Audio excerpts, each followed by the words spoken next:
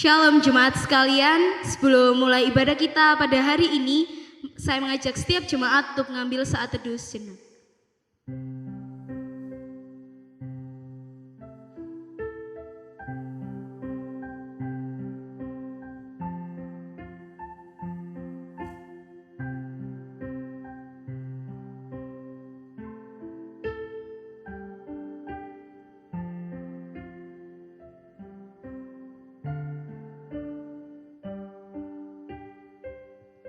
Segala pujian bagi namanya, segenap nafas memuliakan dia.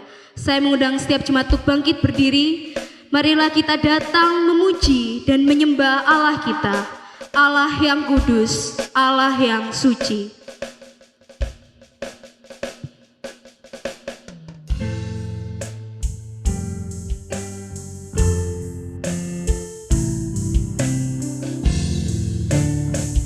Katakan suci, suci, suci. Suci, suci, suci. Allah Maha Kuasa di setiap waktu kami puji. Suci, suci, suci, yang Maha Pengasih, Allah Tritunggal, Allah yang esa. Katakan segala pujian bagi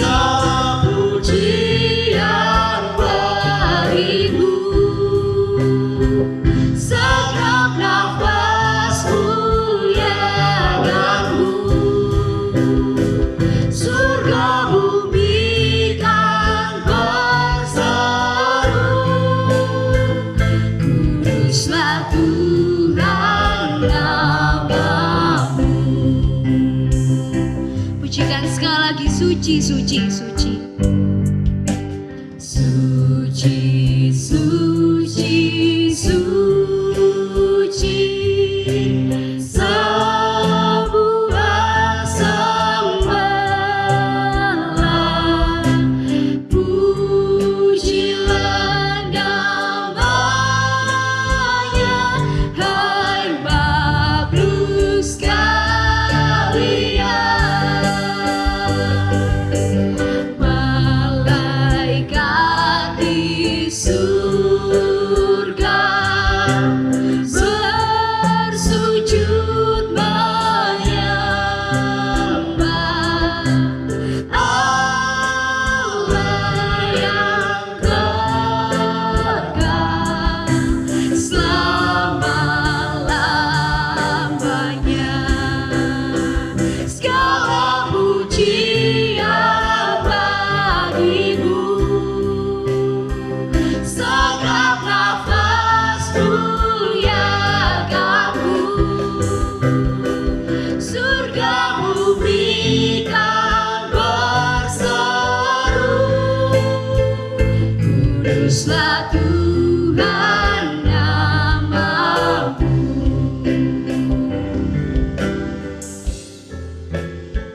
Segala pujian bagimu, segenap nafas muliakanmu, surga bumi kan berseru, kuduslah Tuhan namamu. Tuhan namamu. Jemaat sekalian, ibadah kita hari ini kita mulai dalam nama Allah Bapa, Allah Anak, dan Allah Roh Kudus. Amin. Kiranya kasih karunia dan damai sejahtera dari Allah Bapa kita dan dari Tuhan Yesus Kristus menyertai kita sekalian.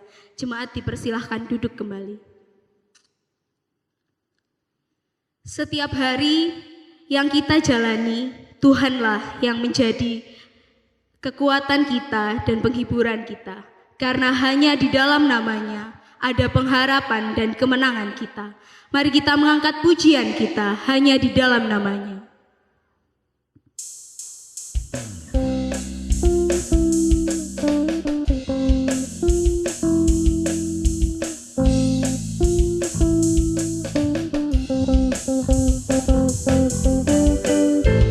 Firman terangi jalanku,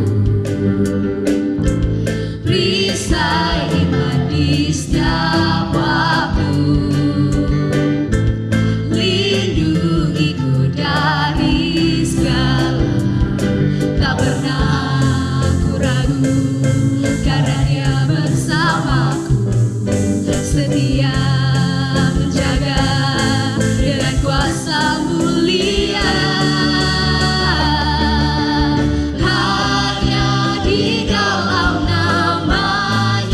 Yesus dia sumber pengharapan di sepanjang hidupku. Hanya di dalam kuasa-Nya pasti tersedia kemenangan bagiku selama-lamanya.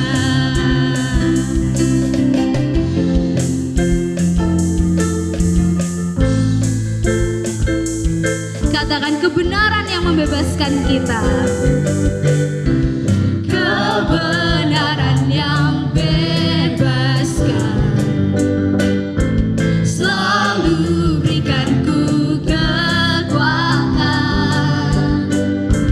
hadapi segala tantangan, tak pernah ku ragu, karena Dia bersamaku, setia menjaga dengan kuasa mulia.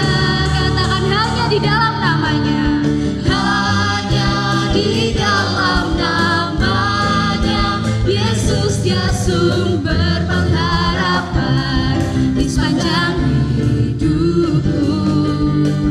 Hanya di dalam kuasa-Nya pasti tersedia kemenangan bagiku selama-lamanya.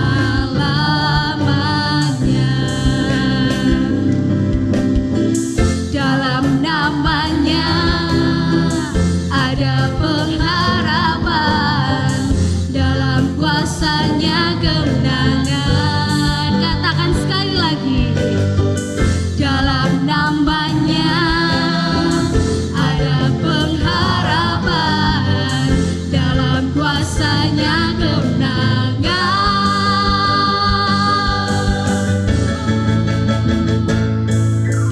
Hanya di dalam nama-Nya, Yesus dia sumber pengharapan di sepanjang hidupku. Hanya di dalam kuasa-Nya, di dalam kuasa-Nya pasti tersedia kemenangan bagiku selama-lamanya. Bagiku selama-lamanya. Bagiku selama-lamanya. Karena Yesuslah sumber pengharapan kita selama-lamanya. Begitu juga disampaikan Tuhan dalam nas pembimbing kita hari ini. Diambil dari Ratapan 3 ayatnya yang ke-22 hingga 23. Tak berkesudahan kasih setia Tuhan, tak habis-habisnya rahmat-Nya, selalu baru setiap pagi, besar setiamu. Setiap kita pasti tidak luput dari perbuatan berdosa. Mari kita merendahkan diri kita, mengakui setiap dosa-dosa perbuatan yang tidak menyenangkan yang kita lakukan. Karena kasih Tuhan nyata pada setiap kita. Kita mendapatkan kepastian akan pengampunan-Nya. Karena hanya dalam nama Yesus ada kepastian hidup kita.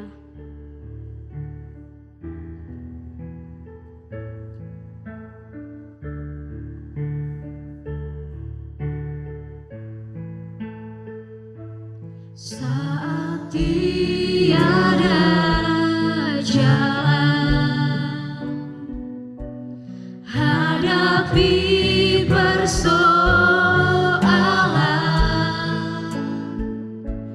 Yesus ada di sana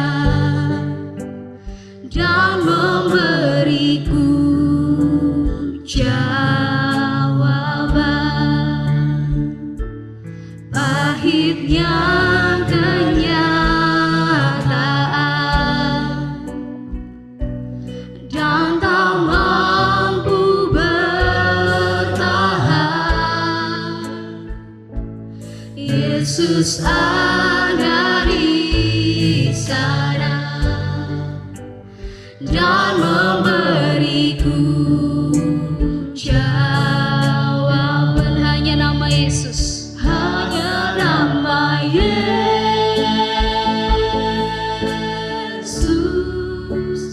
hanya nama Yesus, hanya nama Yesus, berikanku pengharapan.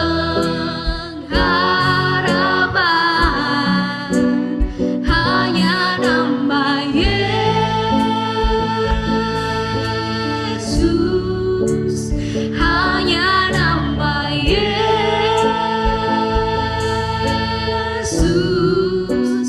hanya nama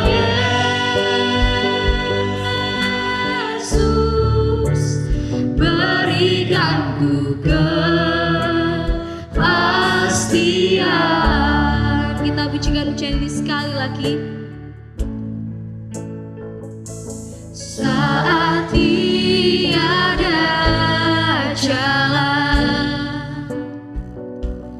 hadapi persoalan,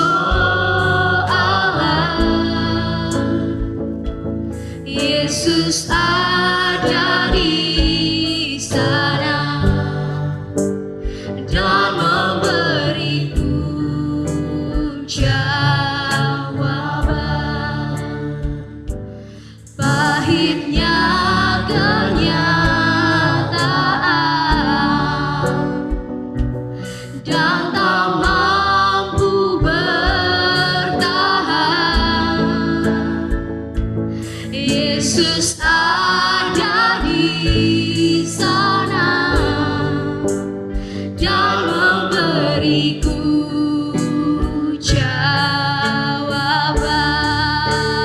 Hanya nama Yesus, hanya nama Yesus,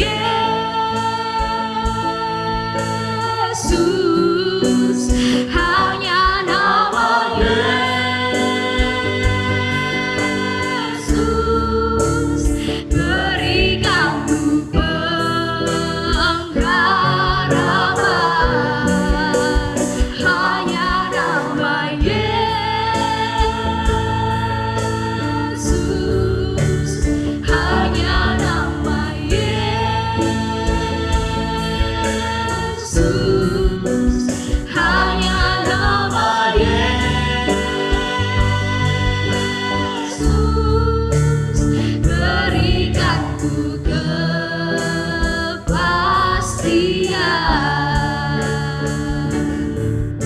Saya mengajak setiap kita untuk mengambil saat teduh. Kita berdoa pribadi lepas pribadi, mengakui setiap kesalahan kita, kesalahan yang menyakiti hati Tuhan, yang sengaja maupun tidak sengaja kita perbuat.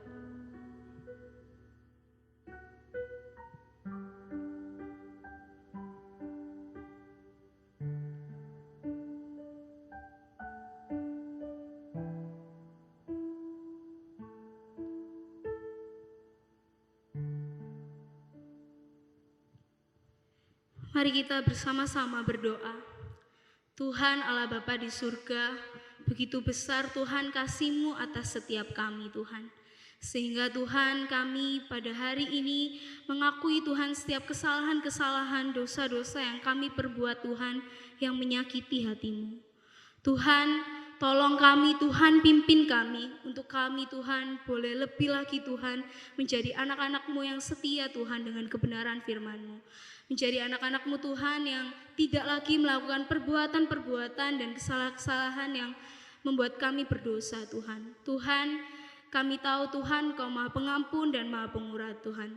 Kiranya Tuhan, Engkau terus Tuhan menyertai kami, menjagai kami dan membimbing kami. Terima kasih Tuhan, terima kasih Yesus atas kasih-Mu. Dalam nama Tuhan Yesus kami berdoa dan mengucap syukur. Amin. Saya mengajak setiap jemaat untuk bangkit berdiri. Kepada setiap kita yang telah mengaku dosa, Ia memberikan firman-Nya. Diambil dari 1 Yohanes 1 ayatnya yang ke-9. Jika kita mengaku dosa kita, maka Ia adalah setia dan adil, sehingga Ia akan mengampuni segala dosa kita dan menyucikan kita dari segala kejahatan. Begitu juga petunjuk hidup baru yang diberikan pada kita, diambil dari Ibrani 11 ayatnya yang pertama. Iman adalah dasar dari segala sesuatu yang kita harapkan dan bukti dari segala sesuatu yang tidak kita lihat. Saya mengundang setiap jemaat untuk duduk kembali. Firman-Nya adalah menjadi penolong dalam hidup kita. Hanya firman Allah yang dapat menjadi pengharapan kita. Maka mari kita menyiapkan hati kita untuk mendengarkan firman Allah.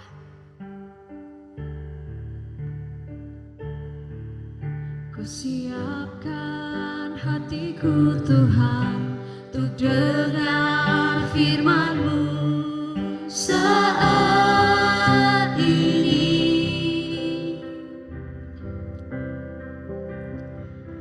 Ku sujud menyembah-Mu Tuhan, masuk hadirat-Mu saat ini. Curahkan urapan-Mu Tuhan bagi jemaat-Mu saat ini. Ku siapkan hatiku Tuhan untuk dengar firman-Mu. Firman-Mu Tuhan, tiada berubah.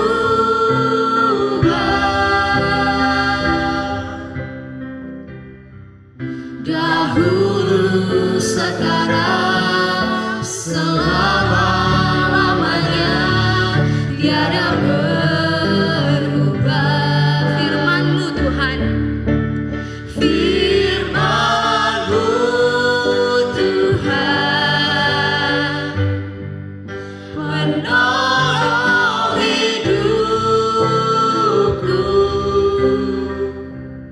Ku siapkan hatiku Tuhan untuk dengar firman-Mu.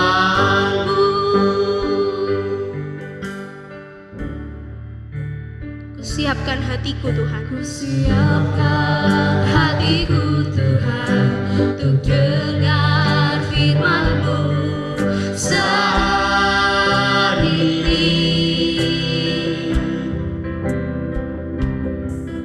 Ku sujud menyembah-Mu Tuhan, masuk hadirat-Mu saat ini. Curahkan urapan-Mu Tuhan bagi jemaat-Mu saat ini. Ku siapkan hatiku Tuhan untuk dengar firman-Mu.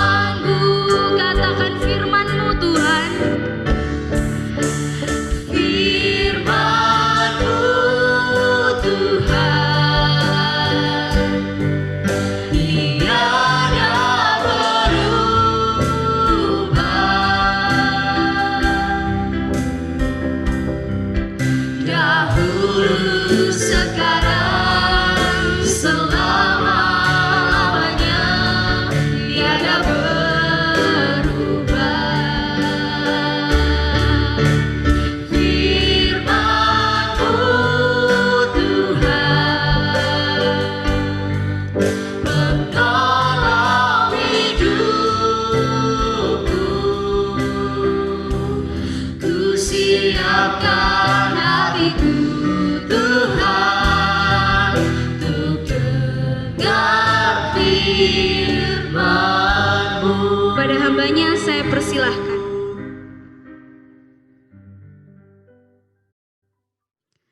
Shalom jemaat yang dikasihi Tuhan. Hari ini kesempatan yang baik kita akan kembali belajar firman Tuhan. Saya mengajak setiap kita untuk menenangkan hati dan pikiran di hadapan Tuhan. Mari kita berdoa terlebih dahulu. Kita berdoa. Ya Tuhan yang baik, terima kasih kalau hari ini kami diberikan kesempatan untuk belajar firman-Mu. Tuhan, biarlah firman ini sampai kepada hati kami. Firman ini menguatkan setiap kami di tengah situasi dan kondisi yang kami masing-masing hadapi Tuhan. Biarlah Tuhan Engkau memberikan kekuatan bagi anak-anak Tuhan yang menjalani kehidupan mereka di dunia ini. Terima kasih Tuhan, berkati waktu pembelajaran firman Tuhan ini dari awal hingga akhirnya. Di dalam nama Tuhan Yesus Kristus kami berdoa. Amin. Jemaat yang dikasihi Tuhan, jika saya meminta Bapak Ibu sekalian untuk mendeskripsikan satu benda yang saya sebutkan, kira-kira apa yang bisa Bapak Ibu jelaskan? Kalau saya bilang bunga, apa yang Bapak Ibu deskripsikan dari benda ini? Ya mungkin kalau sudah terlihat di depan Bapak Ibu ya, bisa bilang pink atau putih, bisa bilang harum, bisa bilang mawar, melati dan lain sebagainya. Nah, kalau saya bilang kentang, kira-kira Bapak Ibu jelaskannya seperti apa? Ada yang bisa bilang bulat, lonjong, coklat, atau isinya kuning, lain sebagainya. Kalau saya bilang iman, nah mungkin hari ini kita atau sekarang ini kita sedang berpikir panjang ya, bagaimana cara menjelaskan tentang iman. Nah, tapi menarik Bapak Ibu yang dikasihi Tuhan, hari ini kita belajar tentang visible faith atau iman yang nampak, iman yang terlihat. Bagaimana sih iman yang nampak itu? Mari kita baca bersama-sama kebenaran firman Tuhan dari kitab Daniel pasal 3 ayat 13 sampai 18. Daniel pasalnya yang ketiga, saya mengajak setiap kita untuk membaca Alkitab kita. Daniel pasalnya yang ketiga, ayat 13 sampai 18.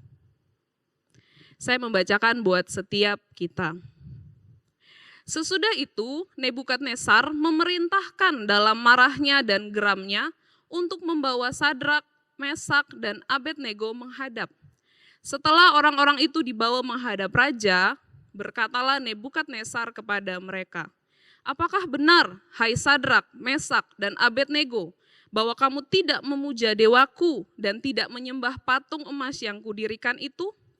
Sekarang jika kamu bersedia, demi kamu mendengar bunyi sangkakala, seruling, kecapi, rebab, gambus, serdam, dan berbagai-bagai jenis bunyi-bunyian, sujudlah menyembah patung yang kubuat itu. Tetapi jika kamu tidak menyembah, kamu akan dicampakkan seketika itu juga ke dalam perapian yang menyala-nyala. Dan dewa manakah yang dapat melepaskan kamu dari dalam tanganku?" Ayat 16.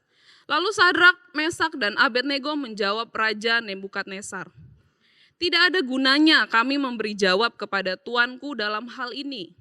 Jika Allah kami yang kami puja sanggup melepaskan kami, maka ia akan melepaskan kami dari perapian yang menyala-nyala itu dan dari dalam tanganmu, ya Raja." Perhatikan. "Tetapi seandainya tidak, hendaklah tuanku mengetahui ya Raja, bahwa kami tidak akan memuja dewa tuanku dan tidak akan menyembah patung emas yang tuanku dirikan itu." Amin, demikian jauh pembacaan firman Tuhan. Yang berbahagia adalah setiap kita yang membaca, merenungkan, terlebih melakukan firman dalam hidup kita. Bapak Ibu yang dikasihi Tuhan, kisah tentang Sadrak, Mesak dan Abednego serta dapur perapian, ini mungkin sudah sering kita dengarkan ketika kita masih di sekolah minggu. Kisah tentang dapur perapian yang dipanaskan 7 kali lebih panas untuk menghukum 3 orang pemuda Ibrani yang berani melawan perintah Raja Nebukadnezar. Apa yang sebenarnya terjadi pada masa itu Bapak Ibu yang dikasihi Tuhan? Waktu itu Raja Nebukadnezar itu memimpin di kerajaan Babel. Ketika itu raja ini membuat suatu patung emas, patung yang tingginya 60 hasta dan lebarnya 6 hasta. Patung yang sangat besar ini dibuat oleh Raja Nebukadnezar, patung emas dengan tujuan agar rakyat-rakyatnya itu mau menyembah kepada patung ini. Nah, Bapak Ibu yang dikasihi Tuhan, Raja Nebukadnezar kemudian memberikan perintah kepada semua rakyat yang pada masa itu hidup. Dikatakan bahwa ketika kamu mendengar bunyi-bunyian, ketika kamu mendengarkan seruling, sangkakala, kecapi, rebab, gambus, dan berbagai macam bunyi-bunyian, maka kamu semua hai rakyat harus secara otomatis itu menyembah kepada patung yang sudah dibuat oleh Raja Nebukadnezar ini. Nah, Bapak Ibu yang dikasihi Tuhan, namun kita tahu Sadrak, Mesak, dan Abednego menentang apa yang diperintahkan oleh Raja Nebukadnezar. Walaupun ketika raja menyampaikan perintah ini, dia berkata bahwa barang siapa yang melanggar perintah ini, maka akan dimasukkan seketika itu juga di dalam sebuah dapur perapian, sebuah ruangan yang berisi api yang akan membakar orang secara hidup-hidup. Dengan kata lain, raja ini berkata, kalau kamu gak nurut sama aku, kamu bisa dibakar hidup-hidup sampai mati. Tapi Bapak Ibu yang dikasihi Tuhan, Alkitab mencatat bahwa Sadrak, Mesak, dan Abednego ini menolak perintah tersebut. Mereka tidak mau. Ketika mereka mendengar bunyi-bunyian, ketika mereka mendengar suara-suara itu, ketika mereka mendengar musik-musik itu, mereka tidak menundukkan badan mereka untuk menyembah kepada patung yang dibuat oleh Raja Nebukadnezar. Lalu singkat cerita, para petinggi-petinggi kerajaan menjadi marah. Lalu mereka lapor sama Raja Nebukadnezar, Raja, itu loh ada 3 orang pemuda Ibrani. Mereka tuh enggak mau nurut sama perintahnya raja. Lalu kemudian yang kita baca dimulai dari ayatnya yang ke-13 tadi.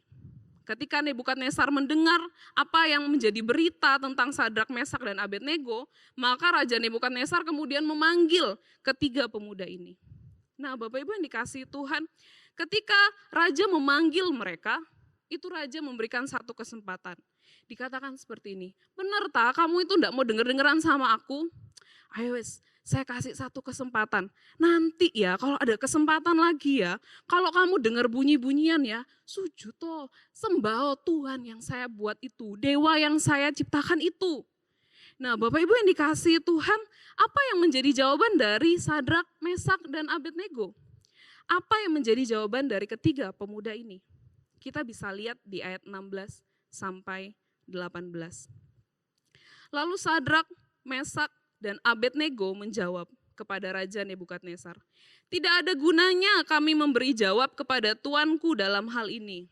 Perhatikan, jika Allah yang kami puja sanggup melepaskan kami, maka ia akan melepaskan kami dari perapian yang menyala-nyala itu dan dari tangan tuanku ya Raja.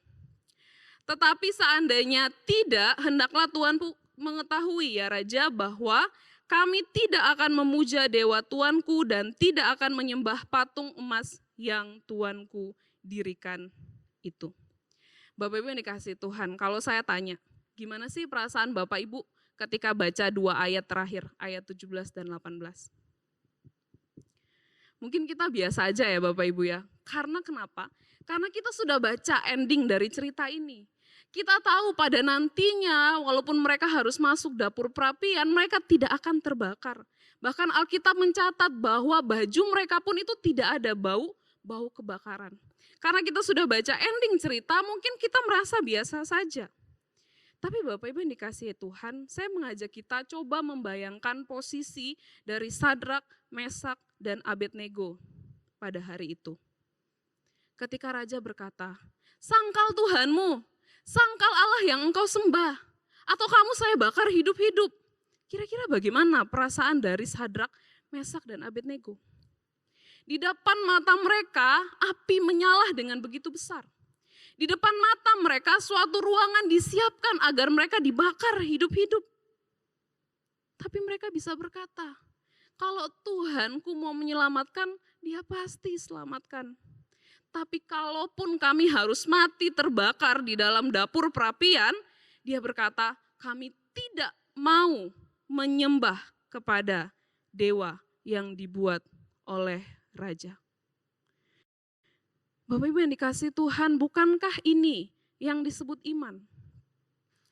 Sadrak, Mesak, dan Abednego tidak mendapatkan satu penglihatan pun bahwa mereka akan selamat. Mereka tidak membayangkan, mereka tidak dapat mimpi bahwa nanti mereka akan bebas dari dapur perapian.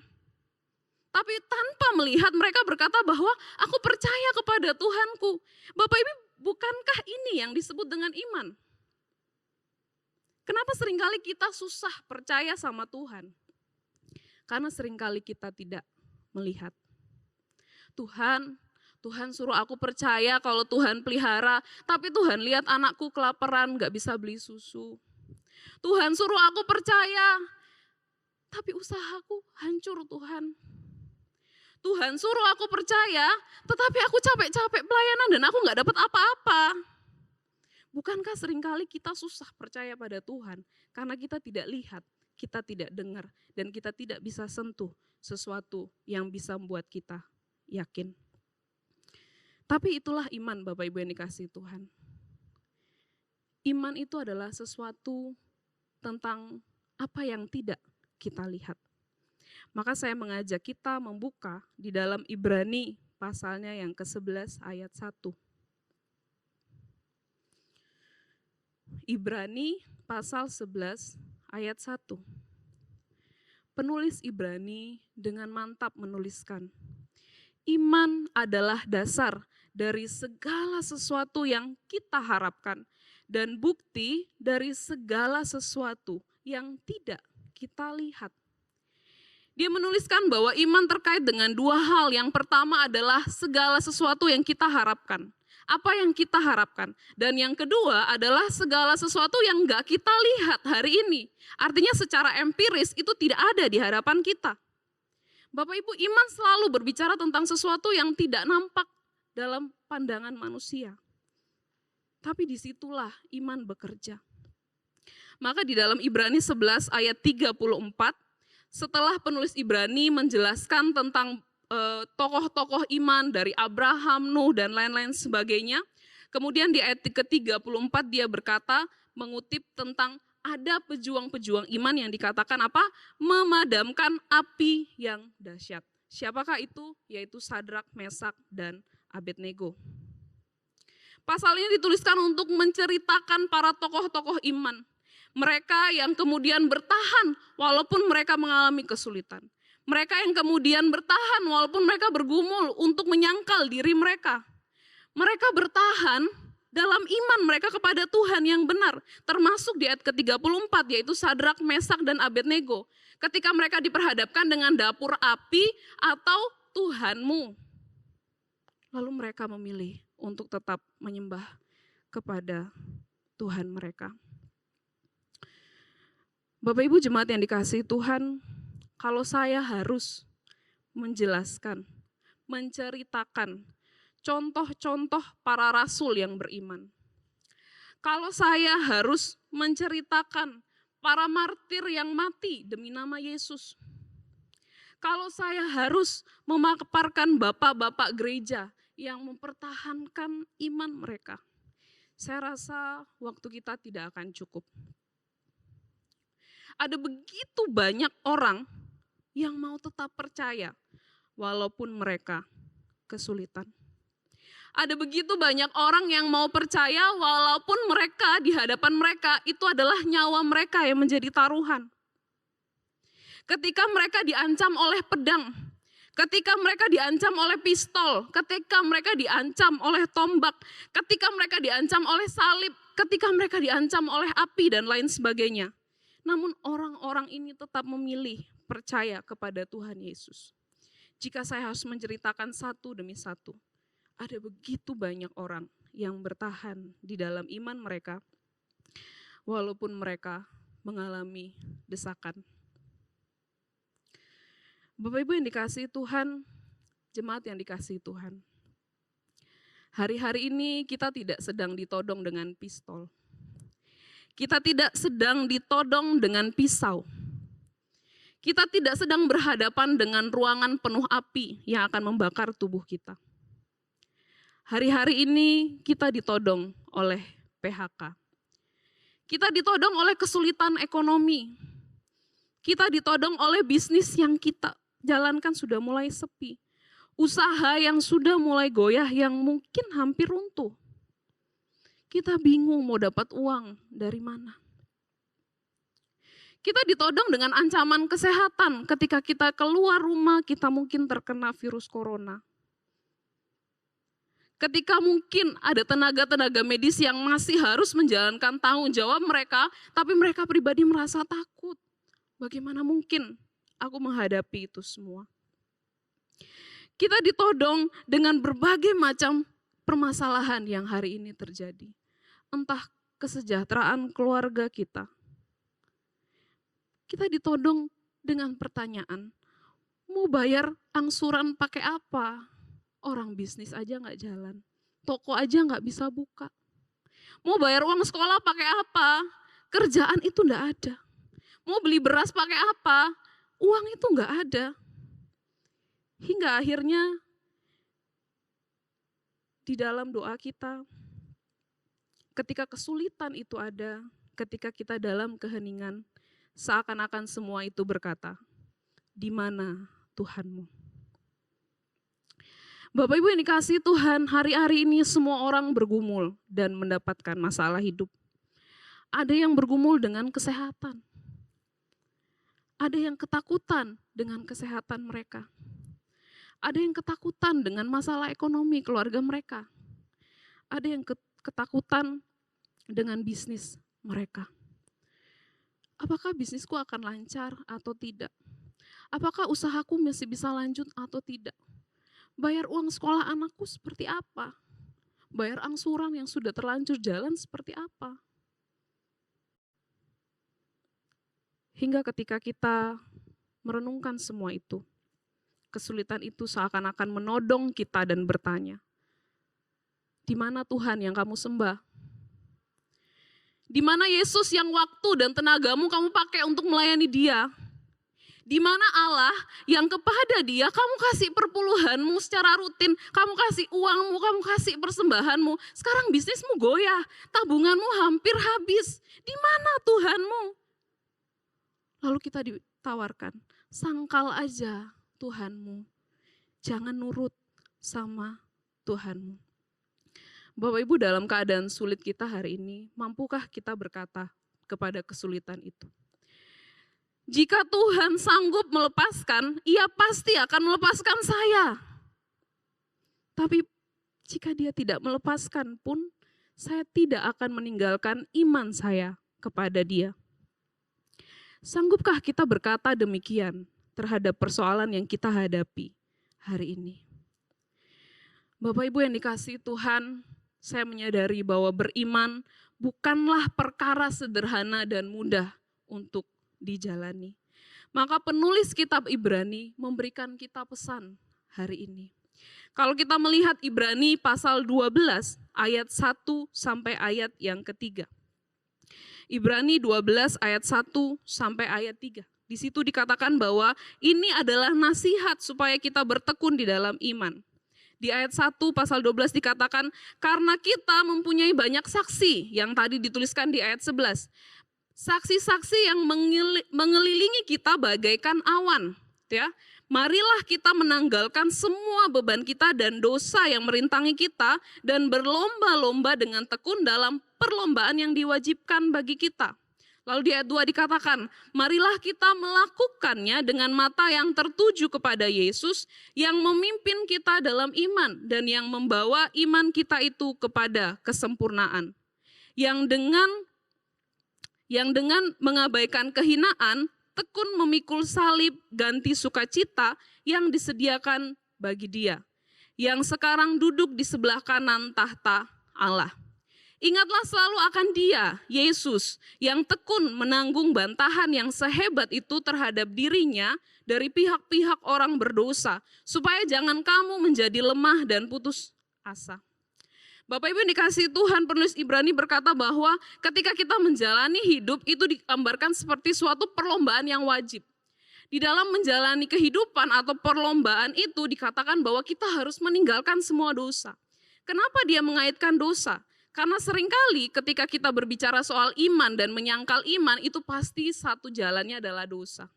Kalau kita pilih tidak percaya Tuhan, kalau kita pilih sangkal Tuhan, itu pasti dosa. Itu pasti perbuatan yang Tuhan tuh gak senang. Itu pasti perbuatan yang melanggar firman Tuhan. Entah kita disuruh nyolong, kita disuruh mencuri, kita disuruh menipu, dan lain-lain sebagainya, tidak jujur. Itu pasti sesuatu yang dosa, bertentangan dengan Tuhan. Maka dikatakan bahwa ketika kita mau menjalani hidup dengan iman, tanggalkan semua dosa itu. Tapi penulis Ibrani tahu bahwa itu bukan hal yang mudah. Maka apa tipsnya? Yaitu di ayat 2 dikatakan, mari kita melakukannya dengan mata yang tertuju kepada siapa? Yesus. Mata yang tertuju kepada Tuhan kita yang tersalib. Mata yang tertuju kepada anak manusia yang mati demi saya dan saudara sekalian. Kepada satu pribadi yang rela mengorbankan hidupnya bagi kita. Ketika kita lihat Yesus, ketika kita pandang salibnya, ketika kita ingat pengorbanannya, kita tahu bahwa dia tidak main-main dengan cintanya kepada kita. Mata yang tertuju kepada Yesus artinya adalah kita selalu mengingat dia. Di ayat yang ke-2b sampai ayat ketiga dituliskan tentang bagaimana Yesus memikul salib dan memikul begitu banyak penderitaan. Demi siapa? Demi saya dan saudara. Supaya apa? Dikatakan supaya jangan kamu menjadi lemah dan putus asa dalam menjalani hidup ini. Supaya kita gak lemah, Tuhan aku udah gak mau beriman lagi sama kamu. Tuhan aku putus asa sama masalah ekonomi, masalah keluarga dan lain sebagainya. Kemudian kita meninggalkan dia. Tapi Yesus berkorban supaya ketika kita lihat dia, kita dikuatkan. Bahwa kalau Yesus berani berkorban demi kita, untuk kehidupan kekal yang nanti kita jalani. Masakan untuk kehidupan hari ini yang semu. Kehidupan hari ini yang sementara. Kehidupan hari ini yang tidak kekal. Dia tidak mampu tolong saya dan saudara. Bapak Ibu yang dikasihi Tuhan, pandanglah kepada salibnya. Pandanglah kepada Yesus yang sudah mati untuk setiap kita. Jika hidup kekal dia berikan, apalah arti hidup yang sementara di dunia ini? Percayalah Bapak Ibu yang dikasihi Tuhan. Setiap permasalahan yang kita hadapi hari ini, saya yakin tidak ada yang mudah. Semua sulit, semua berat, semua menekan pundak kita dan seakan-akan membuat kita bertanya, di mana Tuhan kita? Tapi maukah kita menunjukkan iman kita? Membuat iman kita nampak di tengah-tengah dunia ini dengan tetap percaya. Kita mau berkata, Tuhan pasti bebaskan saya. Kalaupun saya harus tetap di dalam pergumulan ini, Tuhan tetap menolong saya. Saya beriman kepada Dia. Biarlah setiap kita dikuatkan dengan kebenaran ini. Biarlah setiap kita tetap percaya kepada Tuhan. Biarlah di dalam malam-malam penuh tangisan dan kekhawatiran, kita pandang kepada salib Kristus dan melihat pengorbanannya serta percaya bahwa, oh ya, aku punya Tuhan yang tidak akan meninggalkan. Aku punya Tuhan yang bahkan mengorbankan nyawa. Masa dia mengorbankan dan membuat kita yang hari ini hidup tidak bisa bertahan dengan kehidupan kita. Tuhan menolong dan memelihara kehidupan umat-Nya. Mari kita berdoa.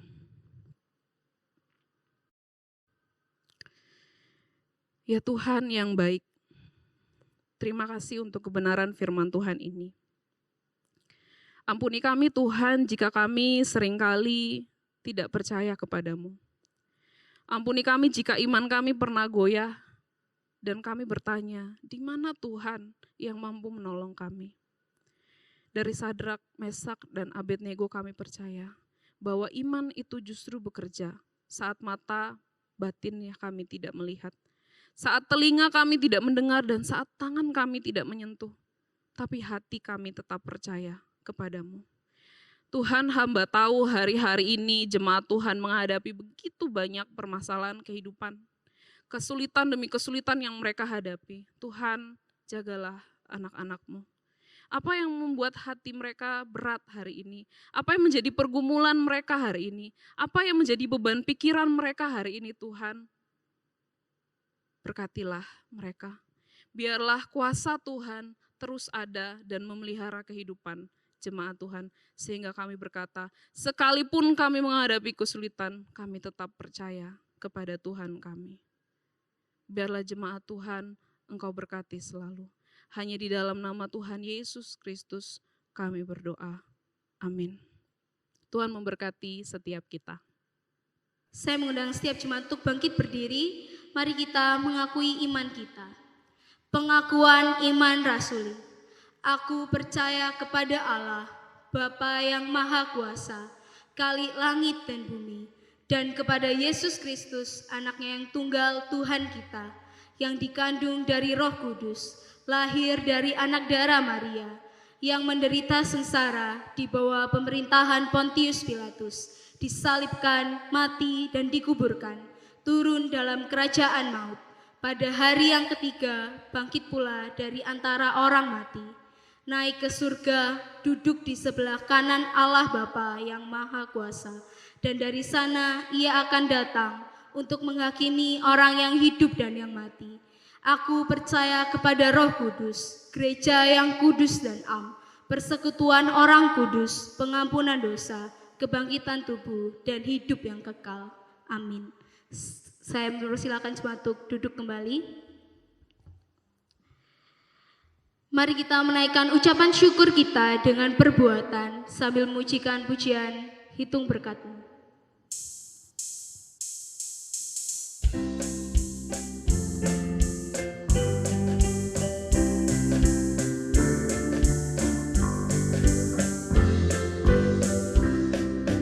Bila laut kehidupan bergelombang, bila tawar hati damai-Mu hilang, berkat-Mu satu persatu hitunglah, lihat betapa Tuhan memberkati.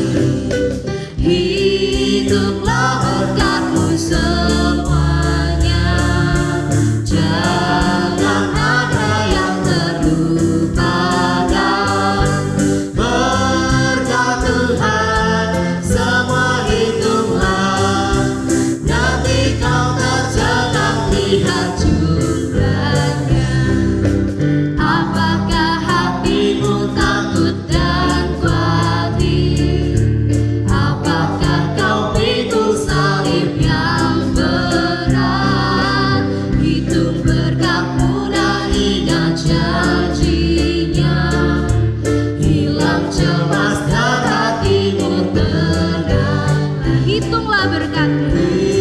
Hitunglah berkat-Mu semuanya, jangan ada yang terlupakan. Berkat Tuhan semua hitunglah, nanti kau tercengang lihat jumlahnya. Hitunglah berkat-Mu. Hitunglah berkat-Mu semuanya, jangan ada yang terlupakan. Berkat Tuhan semua hitunglah, nanti kau tercengang lihat jumlahnya. Mari kita berdoa untuk persembahan. Kita juga akan berdoa syafaat. Mari kita bersatu hati, kita berdoa. Tuhan Allah Bapa surga, terima kasih Tuhan untuk kasih karunia-Mu Tuhan. Kalau misalnya hari ini Tuhan sekali lagi kami boleh Tuhan mengikuti ibadah. Tuhan, sebentar lagi Tuhan kami mau berdoa Tuhan, menyerahkan pokok-pokok doa ini kepada dalam tangan-Mu Tuhan. Tuhan, kami mau berdoa Tuhan bagi gereja-gereja-Mu di tengah kondisi pandemi ini Bapa.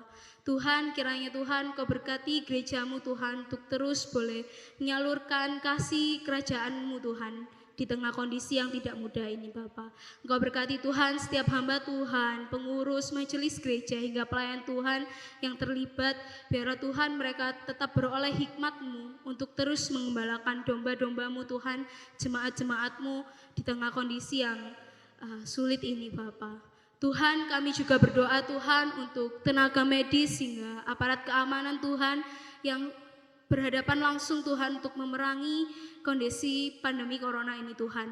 Bapa, Engkau berkati setiap mereka Tuhan, berikan mereka kekuatan, hikmat dan kesehatan Tuhan untuk terus boleh menjalankan tugas mereka Bapa demi kebaikan kami bersama Tuhan.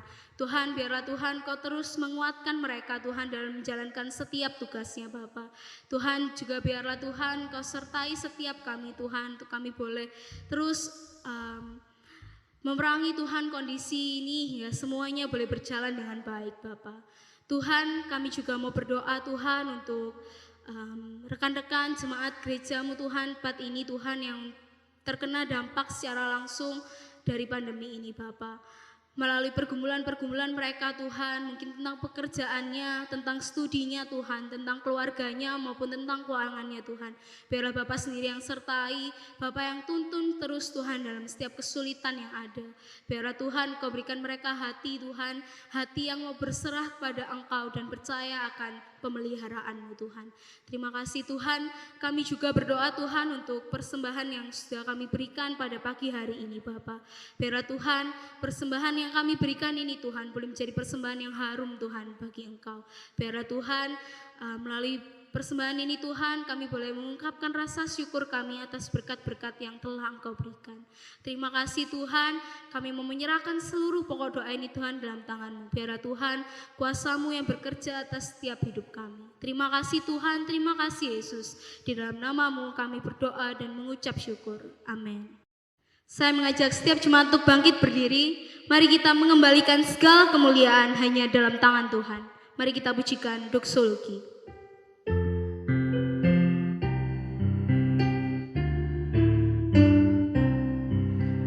Puji Allah Bapa Putra, puji Allah Roh Kudus, ketiganya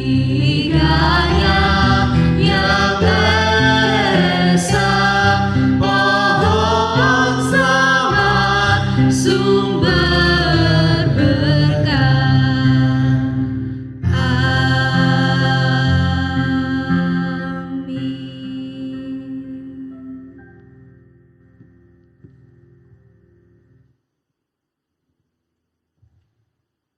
Jemaat yang dikasihi Tuhan, mari arahkan hati kita kepada Tuhan dan terimalah berkat-Nya. Tuhan memberkati kita dan melindungi kita. Tuhan menyinari kita dengan wajah-Nya dan memberi kita kasih karunia. Tuhan menghadapkan wajah-Nya kepada kita dan memberi kita damai sejahtera, serta kita dapat beriman kepada Tuhan kita dari sekarang sampai selama-lamanya. Amin.